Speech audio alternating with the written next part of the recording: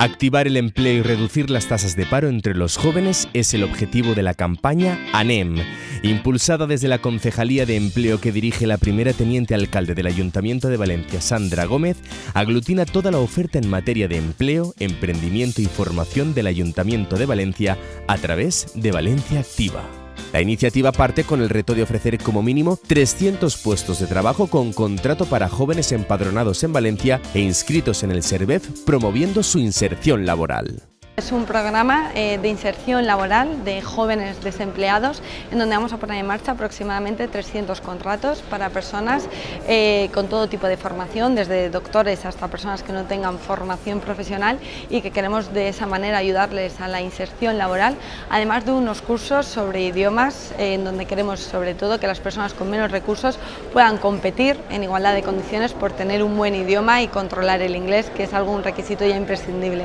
En materia de formación, la Concejalía de Empleo ofrecerá hasta 300 plazas para cursos de inglés gratuitos que incluyen el pago de las tasas del examen First Certificate in English.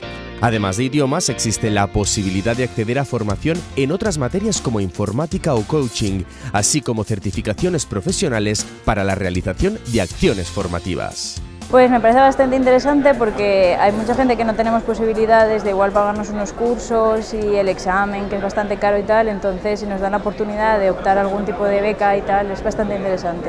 Pues me parece una muy buena oportunidad para los jóvenes porque, por ejemplo, yo estoy buscando trabajo ahora mismo y me está costando un poquito, ¿vale? Entonces, esto de que el Ayuntamiento de Valencia ofrezca todas estas oportunidades, pues me ha motivado a venir aquí a las charlas y ver de qué va todo esto y si puedo así encontrar mi puesto de trabajo deseado.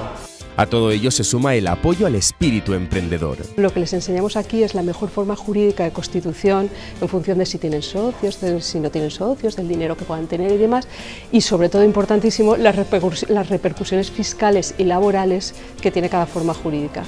Muchos jóvenes reciben ya, gracias a ANEM, formación gratuita específica para emprender con éxito.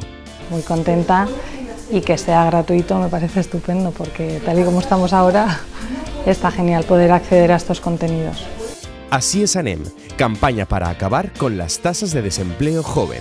Puedes informarte con detalle en la página web de Valencia Activa, www.valenciaactiva.es.